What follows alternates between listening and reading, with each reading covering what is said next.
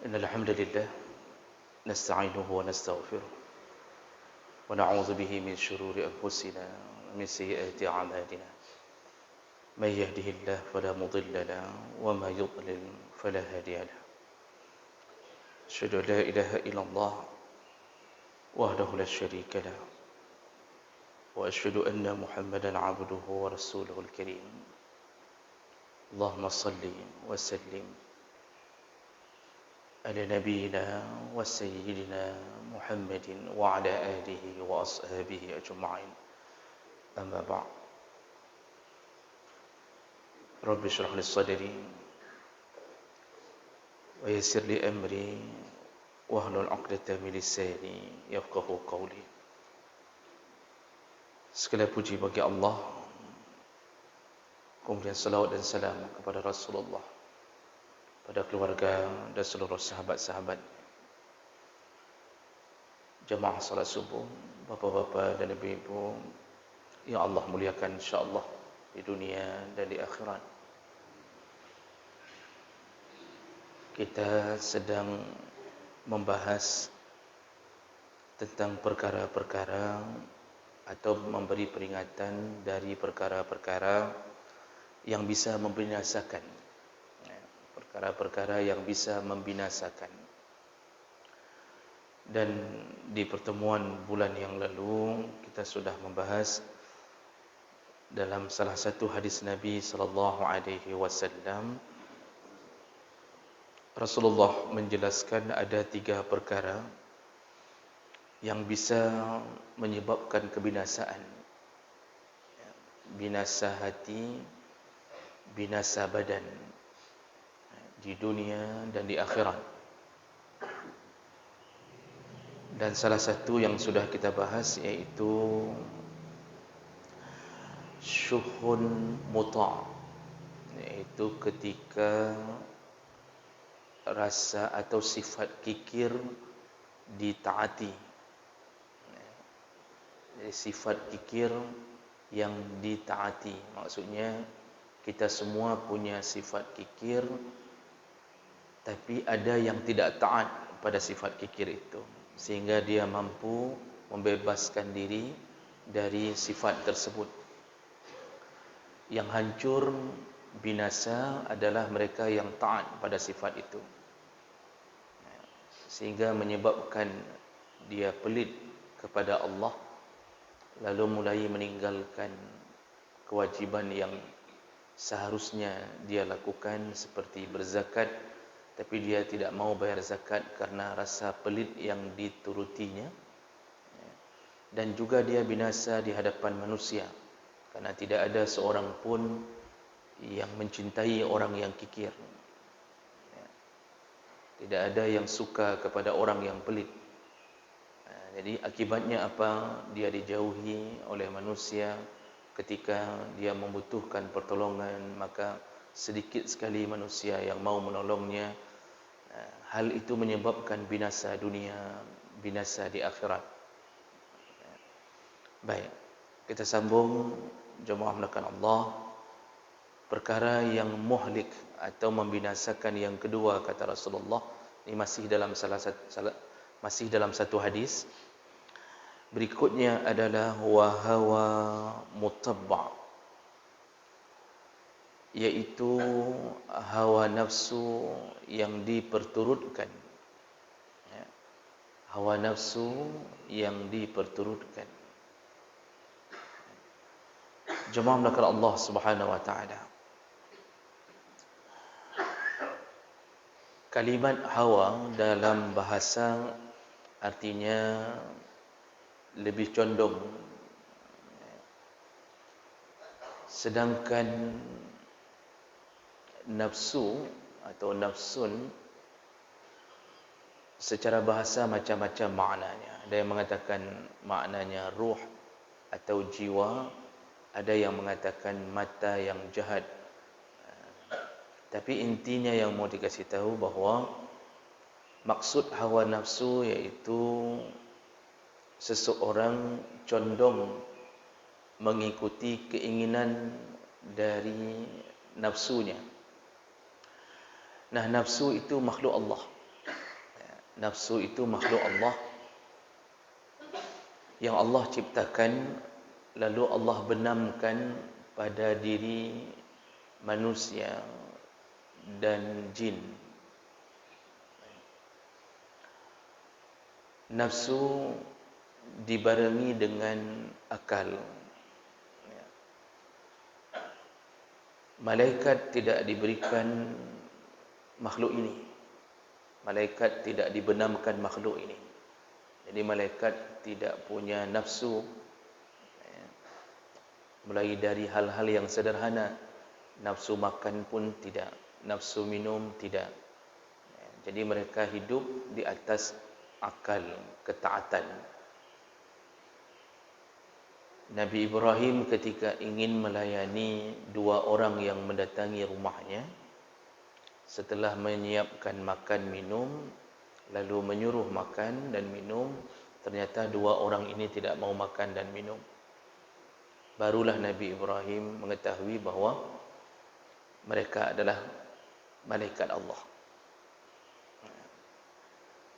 Pada diri manusia Allah benamkan nafsu beserta dengan akal, dan ini menunjukkan kenapa derajat manusia bisa lebih tinggi daripada malaikat, bisa lebih rendah daripada binatang.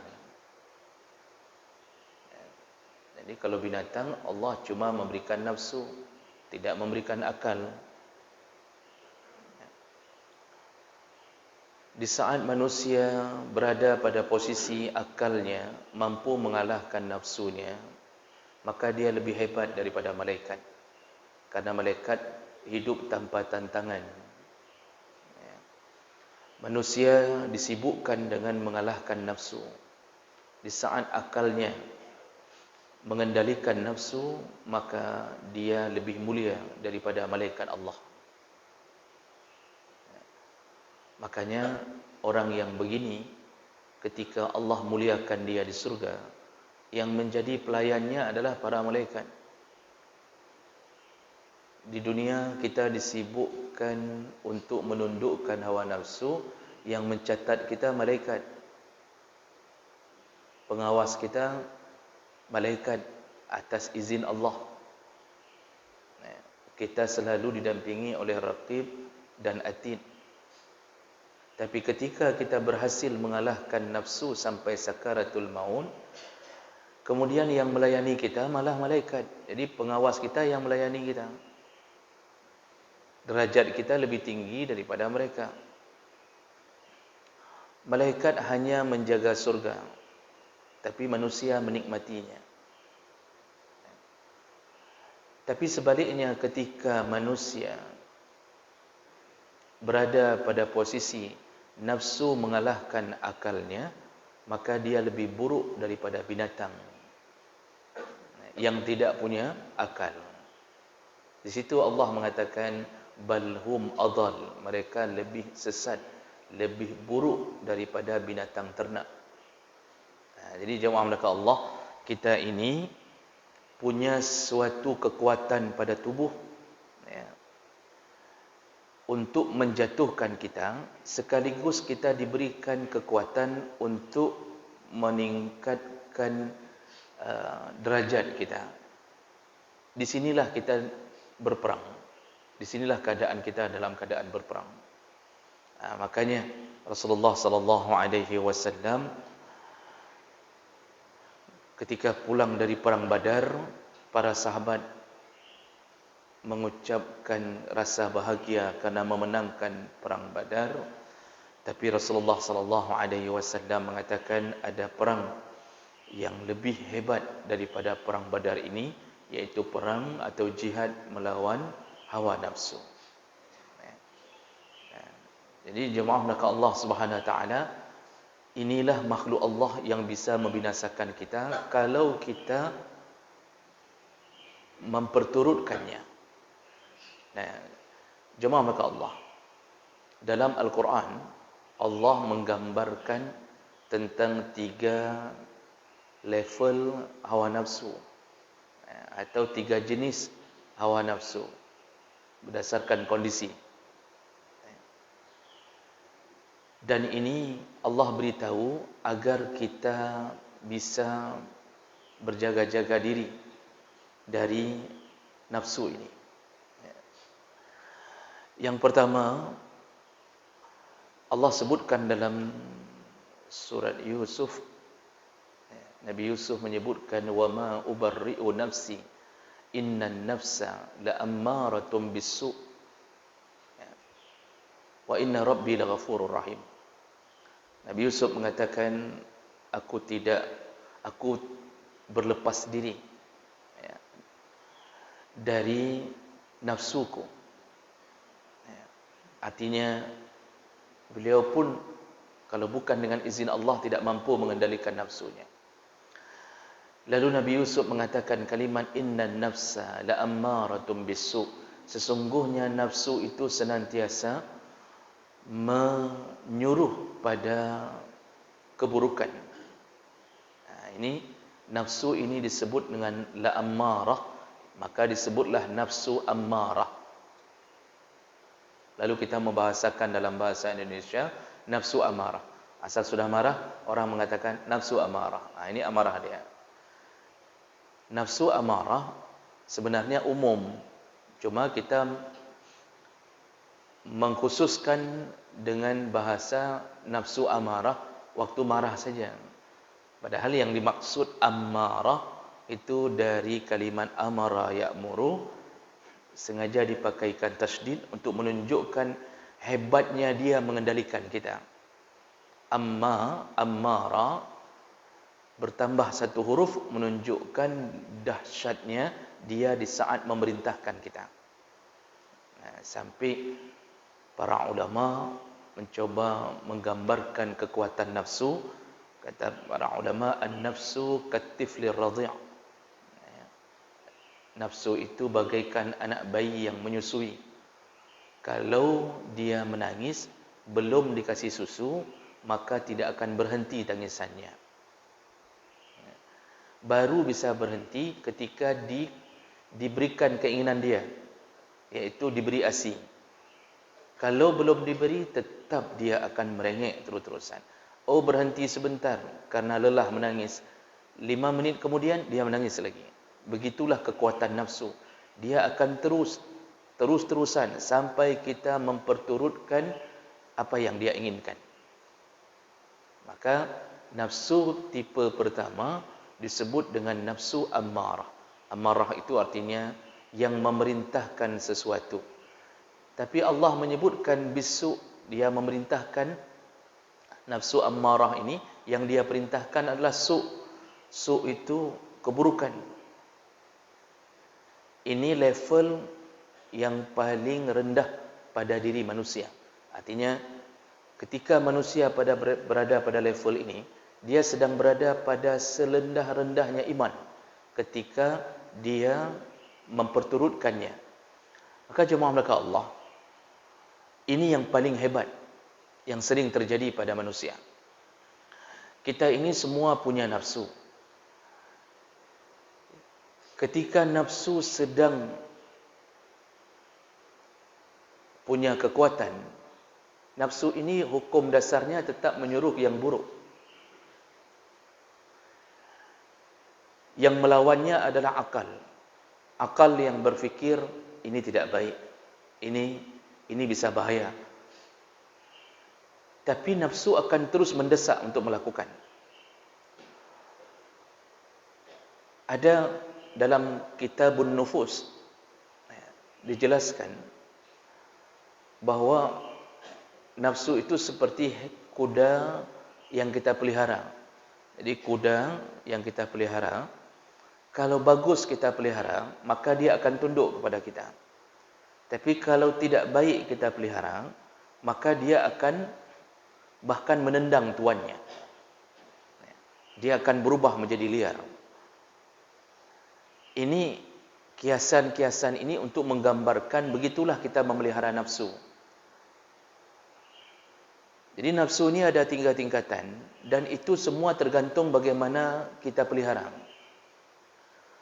Nafsu model pertama tadi, itu bagi orang yang tidak berhasil memelihara nafsunya. Dia berubah jadi liar. Nah, ketika dia liar, malah dia menjerumuskan pemiliknya, yaitu jasad yang dia berada di dalamnya, dalam kehancuran. Maka jatuhlah manusia ke dalam nafsunya sendiri. Nabi Yusuf ketika mengeluarkan kalimat itu, dia ingin menggambarkan bahawa di ujung kalimat tadi, inna rabbi laghafurur rahim, sesungguhnya Tuhanku lah yang maha pengampun, maha penyayang. Artinya Allah lah yang mengampunkannya, Allah lah yang menyayanginya. Karena ketika nafsu yang ada pada Nabi Yusuf sedang menyuruh Yusuf alaihi salam untuk berzina dengan Zulaikha, itu nafsu itu liar. Dia terus berbisik. Berbisik, lihatlah Zulaikha begitu cantiknya, begitu seksinya. Itu nafsu itu mulai berbisik, dan itu menyiksa hati.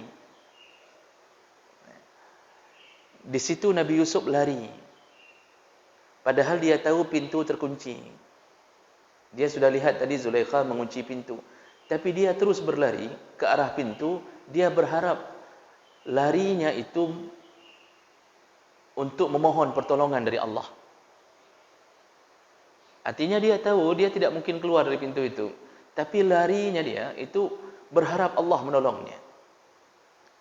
Begitu kuatnya nafsu seorang nabi pun, ketika nafsu itu sedang menguasai, nafsu amarah itu sedang menguasai, nabi pun hanya bisa pasrah dengan pertolongan Allah. Maka jemaah, maka Allah Subhanahu wa taala, nafsu amarah ini berada pada dua perkara. Kalau bukan menyuruh meninggalkan perintah, maka dia menyuruh untuk melakukan larangan. Dia berada pada dua perkara. Kadang-kadang dia suruh untuk meninggalkan perintah. Ada orang tahu bahawa perintah salat wajib. Apalagi kita orang Aceh, dari kecil diajarkan akidah, diajarkan fikih, salat itu wajib. Dosa besar yang tidak salat. Tapi kenapa hari ini banyak orang Aceh tidak salat? Bukan karena tidak tahu, tapi kalah oleh suruhan nafsu amarah. Dia tahu salat subuh wajib, tapi ketika azan, sayup-sayup dia dengarkan di telinganya, dia memilih, akalnya berbisik, bangunlah, karena salat subuh itu menyelamatkan kamu. Dan banyak hadis-hadis yang mengatakan itu. Sampai Rasulullah mengatakan, man shalla salatal bardain dakhala al-jannah. Barang siapa yang menjaga dua salat yang dingin, maka dia jamin surga. Mana dua salat yang dingin? Yaitu salat asar dan salat subuh. Salat asar dingin karena baru turunnya terik matahari. Salat subuh dingin karena dinginnya malam. Orang susahnya salat asar karena merasa kelelahan. Dan orang susahnya salat subuh karena harus menahan dingin malam, sehingga dia lebih memilih tidur. Di situ nafsu berbisik, jangan bangun. Dan nafsu dibantu oleh syaitan. Jadi partner nafsu itu syaitan. Syaitan tahu dalam diri kita itu ada satu kekuatan yang dia bisa tunggangi. Begitu dia menunggangi nafsu, kerjasama antara syaitan dan nafsu, disitulah orang jatuh. Rasulullah menggambarkan syaitan akan menyampaikan kepada telinga manusia, lailan tawila, malam masih panjang. Haju, mandang panjang. Jid dah bacut tu, bisa sedikit lagi kita tidur, tenang saja. Nah, ini bisikan syaitan. Nafsu mendukung, nafsu menambahinya. Tidak perlu bangun. Inilah nafsu amarah. Maka banyak orang yang tidak bangun untuk salat subuh. Kita yang sudah bangun, bukan bermakna kita hebat, tapi kita diizinkan Allah untuk mengalahkan hawa nafsu. Kalau Allah tidak mengizinkan kita, maka sungguh kita pun termasuk golongan yang tidak salat subuh.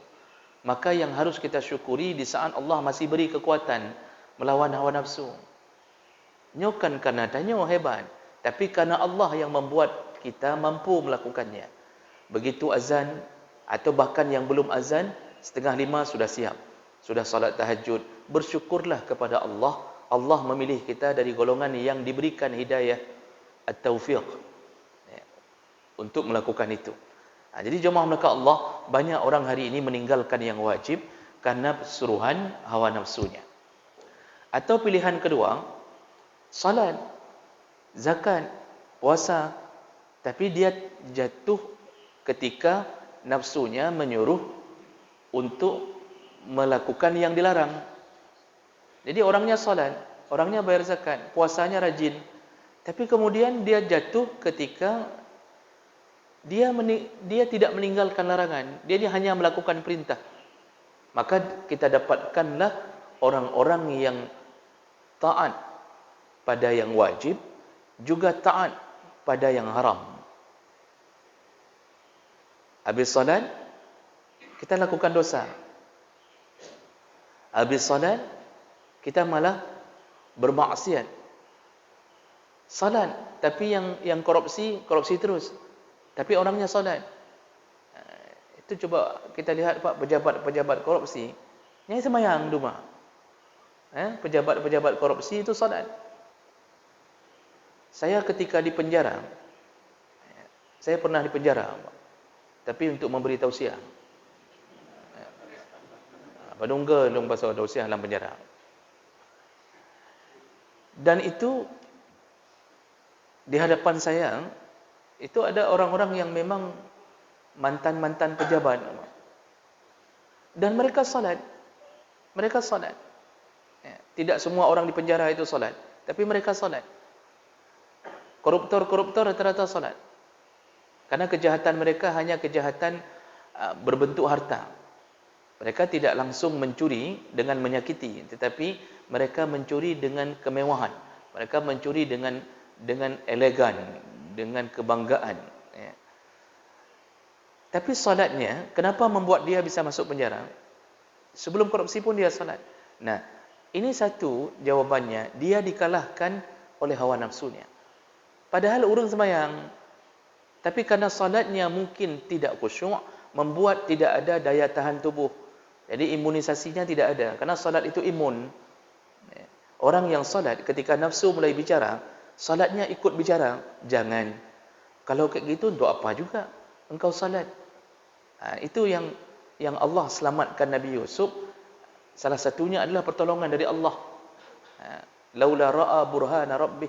Seandainya Nabi Yusuf tidak melihat burhan, tidak melihat petunjuk dari Allah, sungguh dia akan berzina dengan Zulaikha. Jadi jemaah mereka Allah, macam-macam nafsu amarah menyuruh.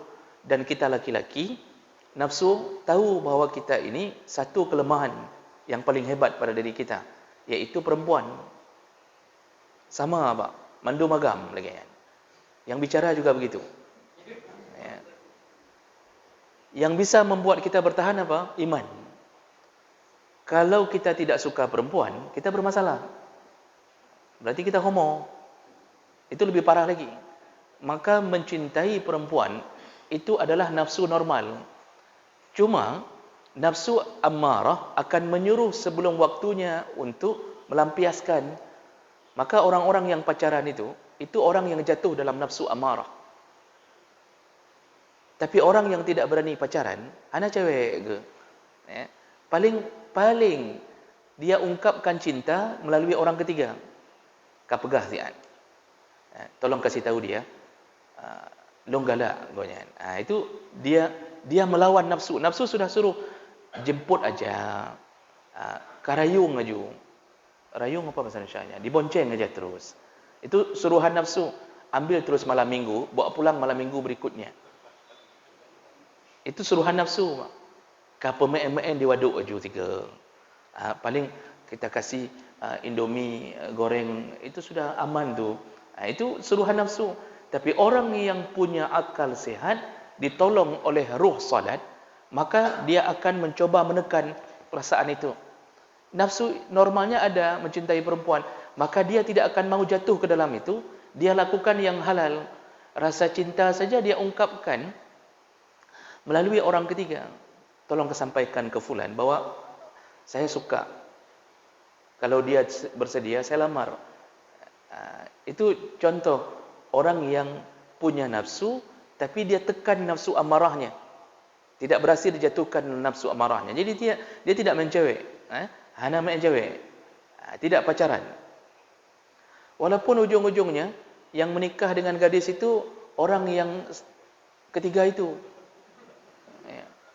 Kahek dipegah, yang berkahwin kaji yang berkahwin. Jadi ini biasa terjadi. Yang namanya begitulah kehidupan. Jadi jemaah melakukan Allah, kita ini ketika berada dalam perlawanan melawan nafsu amarah, itu perlawanan lebih hebat daripada jihad di medan perang. Kalau jihad di medan perang, musuh nampak. Ini tidak nampak, tapi dia berbisik-bisik. Kita berhasil tahan pagi, belum tentu berhasil tahan siang. Berhasil menahan siang, belum tentu berhasil menahan sore. Dan kita lalui hari-hari dalam melawan dia terus-terusan. Datang lagi malam. Kita tidak mau melihat gambar-gambar porno. Tapi ketika kita melihat tausiah di televisi, iklannya iklan sabun. Kadi pada hurinang. Di situ nafsu bicara. Kan? Lihat. Kita laki-laki normal, yang normal, pasti akan berfikir, ya Allah, kadilah murinang. Anai pakai baju lah. Contohnya begitu. Nafsu amarah menekan lagi. Di situ kita butuh perlawanan. Paling kurang kita pindahkan channel dulu. Waktu iklan kita pindahkan channelnya. Lalu kita baru balik lagi nanti ketika selesai iklan. Nah, model-model begini, inilah nafsu yang kita lawan. Kalau perempuan, nafsunya bukan pada jasad laki-laki. Nafsu perempuan itu pada perhiasan, harta. Minal qanatil al-muqantarah, pada harta. Maka perempuan sanggup menahan diri. Walaupun laki-laki itu badan kekar, tidak pakai baju, itu belum tentu perempuan mencintainya. Belum tentu perempuan jatuh dalam nafsu itu. Karena perempuan tidak diciptakan syahwatnya ke situ. Maka banyak preman-preman buka baju di pasar impres. Enggak ada ibu-ibu yang jatuh sampai menghanguk menginan. Kapal lu kagak buka baju. Hana, malah luat dia. Jijik. Banyak perempuan melihat kok luat dia denging. Hana pakai baju, ngambulai getik hana bertegut kata dia. Mudah-mudahan lagi nampak. Jadi luat dia. Beda dengan kita. Jadi ibu-ibu yang perempuan, Allah ciptakan nafsu amarah, menyuruh perempuan untuk tunduk pada harta. Dan mereka mulai menggunakan atau mencari harta, atau menyuruh suami untuk mencari harta tanpa peduli halal haram. Itu nafsu amarah telah memainkan peranannya. Atau ketika mereka punya harta, itu tidak peduli yang manfaat tidak manfaat, yang penting beli. Yang penting beli. Makanya wajar kalau kita dapatkan perempuan yang kira-kira banyak barang tidak bermanfaat tapi bergelantungan di rumah. Tas saja, tas jinjing itu sampai 6 macam. Tapi enggak pernah dijinjing, hanya kegalak-galak saja. Satu tas 300,000, 300,000. Maka hidup perempuan dalam dunia harta, maka dia tidak peduli dengan jasad suaminya. Mau kurus, mau gemuk, yang penting dompet berisi. Makanya anak be'aya tan, wate dembun be'aya tan. Ketika kita gemuk, enggak usah terlalu gelisah. Yang penting ada isi dompet aman. Dan jarang pun isteri yang menasihati bahawa nepepijut dera bacut. Manlung tu luar keceri. Enggak ada. Tidak ada perempuan yang minta cerai dari suaminya yang mungkin kulitnya hitam atau gemuk. Tidak ada. Kenapa? Yang penting peng nah. Drone hana bepu, yang penting peng nah. Makanya kadang-kadang perempuan jatuh ke nafsu amarah ketika dia berani minta cerai dari suaminya di saat harta suaminya tidak mampu untuk memuaskan nafsunya. Padahal suami sudah cari nafkah. 20,000 dibuat pulang tiap hari, Pak. Ada. Sudah di wing becak, dia keliling Luk Semawe, hari itu jatahnya 20,000. Ketika pulang, isteri yang menundukkan nafsu amarahnya, dia akan mengatakan, Alhamdulillah, masih Allah beri. Di tempat lain ada yang tidak makan. Itu isteri yang menundukkan hawa nafsu. Tapi isteri yang ditundukkan oleh hawa nafsu, dia akan mengatakan, 20 ribu tak kena puak. Menyotik urau lagi nyo, hai akomodik beli dengan roh ni. Kalau tiap hari kayak gini, saya enggak sanggup lagi hidup dengan abang kayak gini. Masa 20 ribu? Abang fikir bisa hidup 20 ribu? Sudah mulai. Terus panas, terus panas. Nah, akhirnya, cerai lu. Ceraikan saya. Di situ dia telah jatuh pada hawa nafsunya.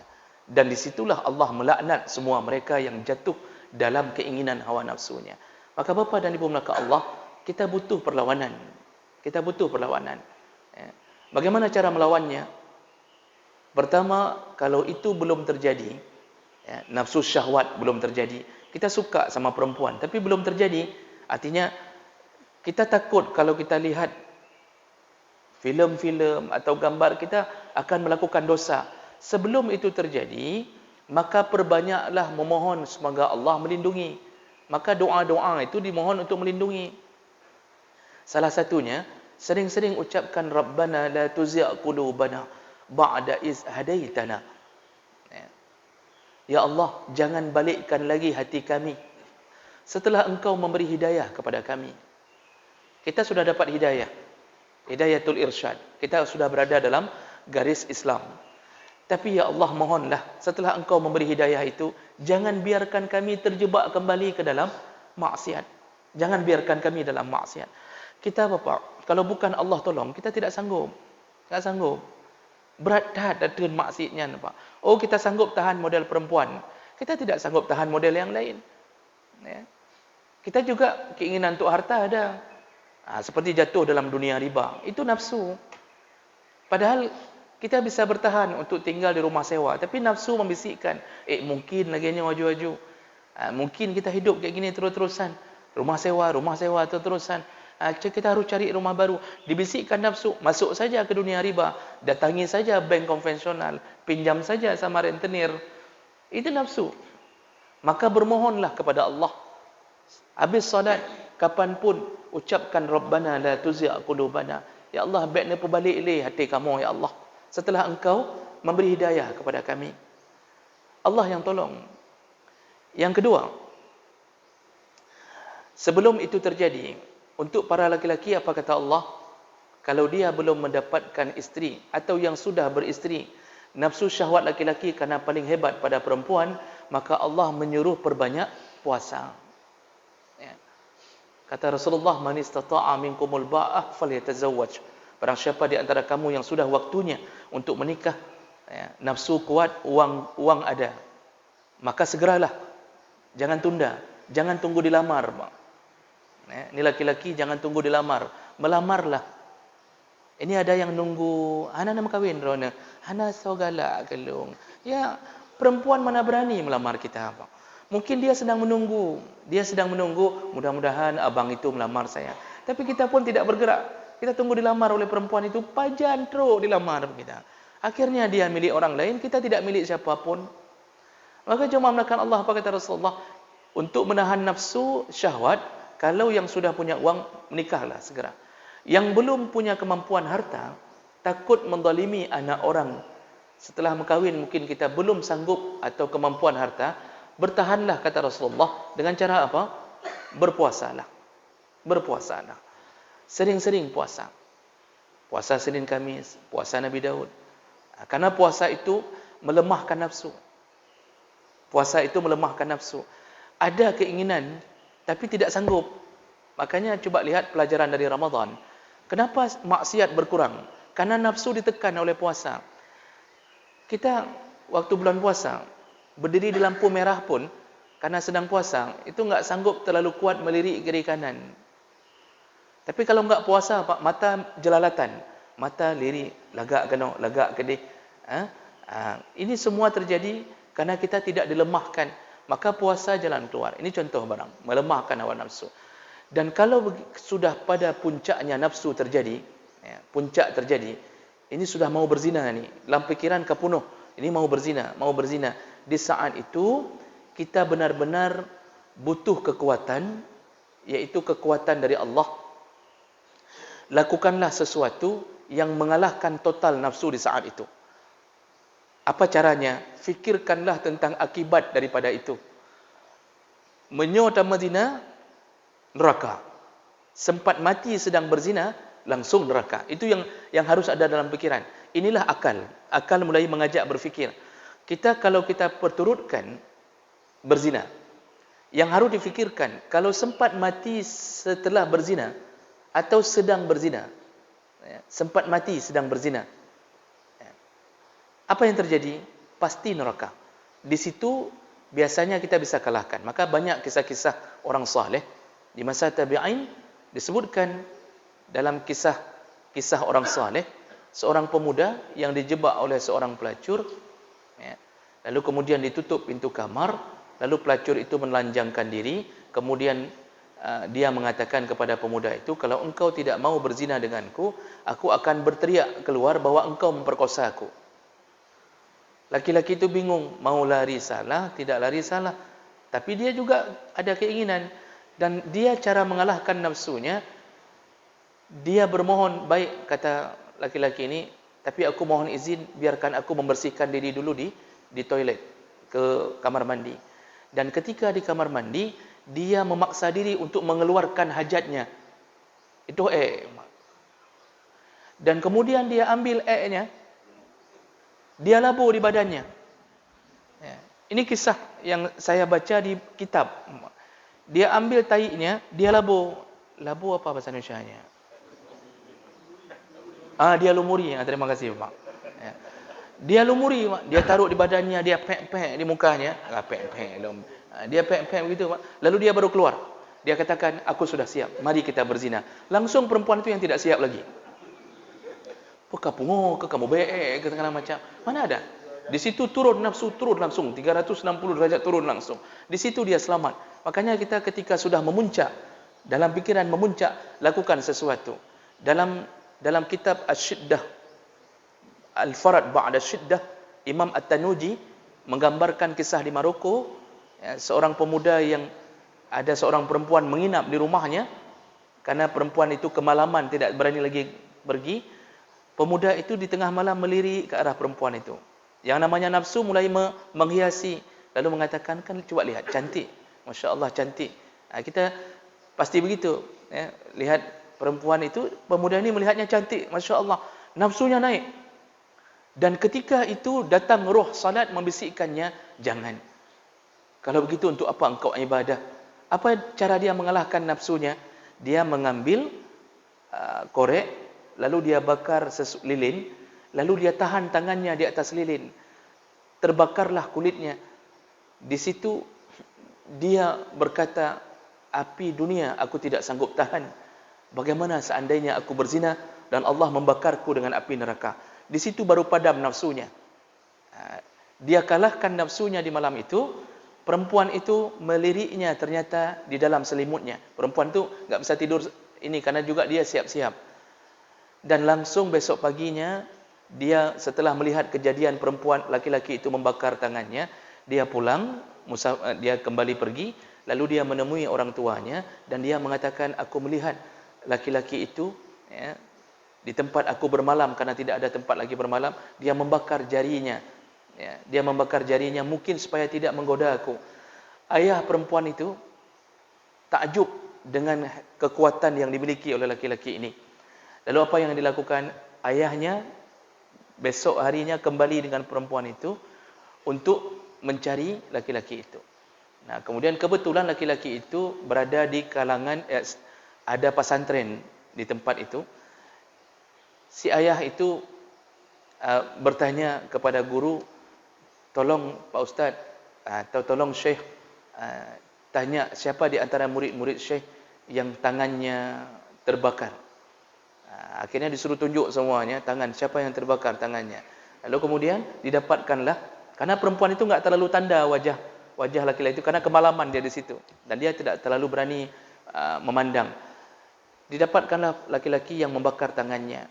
Langsung si orang tua perempuan mengatakan, engkau kunikahkan dengan anakku, dengan perempuan yang tidur di malam itu. Masya Allah, mengalahkan nafsu malah mendapatkan yang orang yang kita inginkan. Makanya bapak kalau mau dapat istri salihah, bakar tangan pak. Selamat insya-Allah ya. Netek jaro berempak ya. Menyo merempak. Yang takut indang ham merempak jaro kadetung. Baik. Kira-kira begitu. Itu baru nafsu pertama, Pak. 2 menit lagi. Itu nafsu pertama. Maka cukup bahaya permainan nafsu. Cukup bahaya, Pak. Walaupun ini berpeci, Pak. Pakai baju koko, dengan jubah. Baik dia fikir selamat dari nafsunya.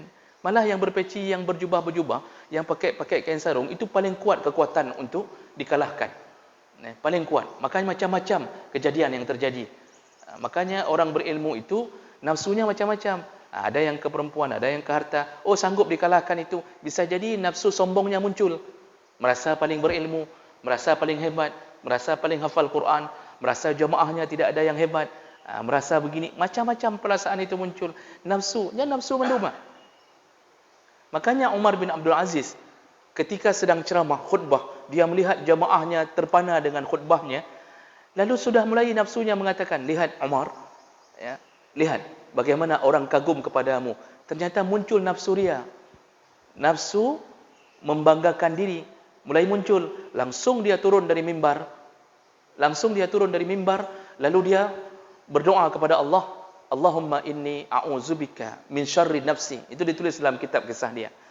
Dia mengatakan ke Allah, ya Allah, aku berlindung kepadamu dari buruknya nafsuku.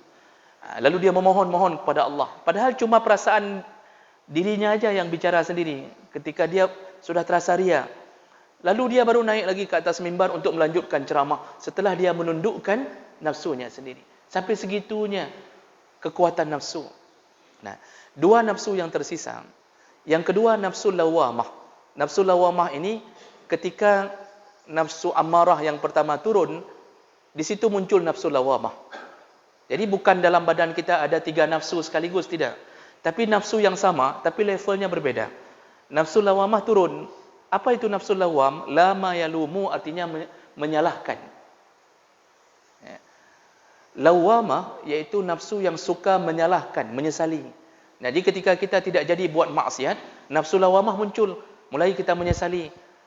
Menyesali bahawa kenapa kita tidak kuat melawan nafsu. Kalau mereka kalah, menyesali karena kekalahan. Kalau mereka menang, maka nafsu lawamah juga ikut menyesali. Menyesali kenapa ibadah saya tidak terlalu banyak.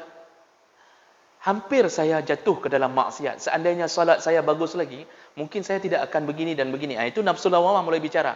Ketika nafsu lawamah mulai bicara, kita hidup sebentar dalam keadaan tidak melakukan maksiat, juga kadang-kadang tidak terlalu taat. Jadi sibuk menyesali diri.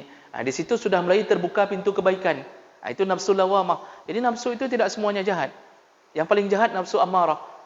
Ketika turun, masuk ke nafsu lawamah. Ketika nafsu lawamah sudah netral, ini kita sudah menyadari dirinya. Long waktu muda, ana lu sembahyang. Saya pernah begini, saya pernah berzina. Itu nafsu lawamah menyesali diri. Ketika dia netral, naik menjadi nafsu mutmainnah. Disitulah muncul nafsu kebaikan. Di situ yang Allah katakan, ya ayyatuhan nafsul mutmainnah, wahai nafsu yang tenang, jiwa yang tenang. Mutmainnah itu sudah berada pada level tenang. Di sini waktu berada di sini kita terasa iman kita naik. Kita solat, kita puasa, jamaah enggak tinggal. Tapi hati-hati, nafsu itu akan terus berputar. Bisa jadi besok, lusa, minggu depan, bulan depan, tahun depan datang lagi nafsu amarah, naik lagi sekali lagi. Makanya dalam keluarga campur-campur, Pak. Kalau sedang nafsu mutmainnah, itu dengan isteri datang boncengan, jalan malam minggu, makan bakso berdua, isteri suapkan ke suami, suami suapkan ke isteri, tapi kuahnya saja. Waktu isteri suapkan ke suami, namimi, nak bakso-bakso. Di situ dah mulai nanti tiba-tiba ribut lagi pulang. Bercampur-campur nafsu itu. Maka apa nasihat Nabi kepada kita? Istiqamahlah, summastaqim. Ketika nafsul mutmainnah sedang berani, sedang kita nafsul mutmainnah, misalnya contoh sabu ini. Ini kita sudah mulai tenang nih. Salat, aman, hati-hati. Jangan jatuh lagi. Maka jangan pancing-pancing keluarnya nafsu amarah. HP di tangan anak kita itu memancing nafsu amarah.